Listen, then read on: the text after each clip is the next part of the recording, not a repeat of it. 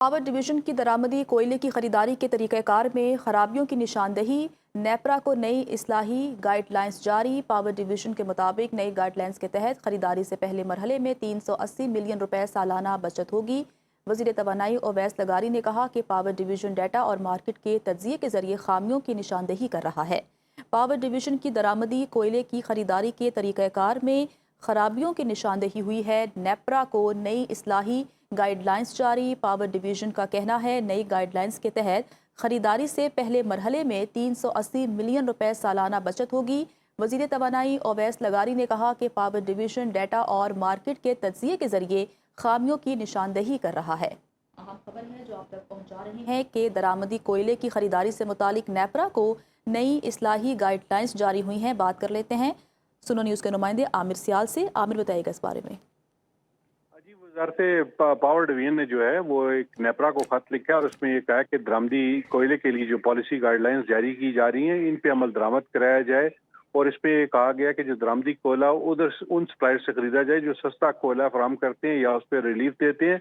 और power division का ये मौकफ है कि अगर ये दरामदी कोयला जो है सस्ता आएगा तो इससे तकरीबन 380 अरब रुपए सालाना की बचत होगी और सार्फिन का बिजली टैरिफ कम करने में खासी मदद मिलेगी। इस टाइम हुकूमत की कोशिश है कि बिजली टैरिफ को किसी तरीके से कम किया जाए, क्योंकि खरीज में जो तनाज़ा है उसकी वजह से LNG काफ़ी महंगी हो गई है और उसकी वजह से महंगी बिजली पैदा हो रही है। और आइंदा जो मौसम सरमा है उसमें आबी वसाइल से भी इतनी बिजली पैदा नहीं होगी, तो कोयले की से ज़्यादा बिजली पैदा होगी। तो दरामदी कोयला अगर सस्ता हो जाता है तो रिलीफ दिया जा सकेगा सार्फिन को। जी ठीक है आमिर सियाल, आपका बहुत शुक्रिया। बरतानवी वज़ीर-ए-आज़म एंडी बर्नम ने ओहदा संभालने के बाद अपने पहले गैर मुल्की दौरे के दौरान यूक्रेन के दारुल हुकूमत कीव में सदर व्लादिमीर ज़ेलेंस्की से मुलाकात की है। यूक्रेन को यौम आज़ादी के मौके पर बरतानवी वज़ीर-ए-आज़म ने कीव के लिए हिमायत जारी रखने के अज़्म का इयादा करते हुए कहा कि यूक्रेन के लिए बरतानिया की हिमायत में कोई तब्दीली नहीं आएगी। बरतानिया और फ्रांस ने भी यूक्रेन के लिए फ़ौजी ताउन मज़ीद मजबूत बनाने और फ़ज़ाई दिफाई मिज़ाइल्स की फराहमी तेज़ करने का ऐलान किया है, जबकि कीव को स्टॉर्म शैडो क्रूज़ मिज़ाइल की मकामी पैदावार के लिए खुफिया टेक्नोलॉजी तक रसाई देने के अज़्म का इजहार भी किया गया।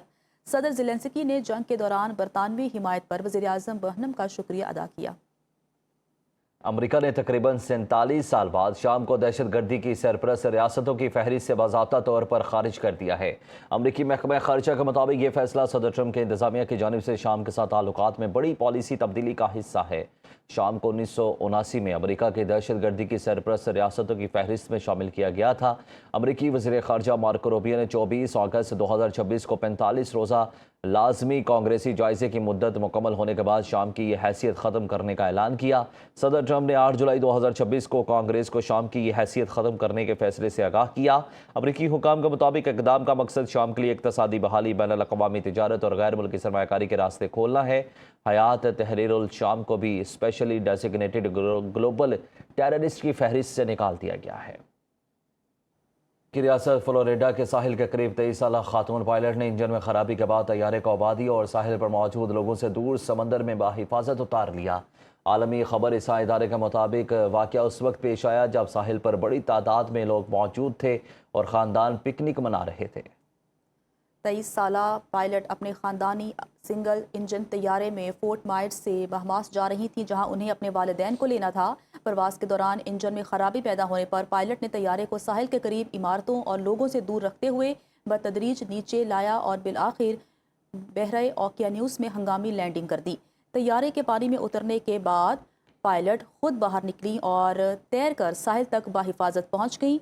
लाइफ गार्ड्स और इमदादी एहलकार चंद मिनट में मौके पर पहुंच गए। रेस्क्यू टीम ने खातून पायलट का मुआयना किया और तस्दीक की कि उन्हें कोई चोट नहीं आई।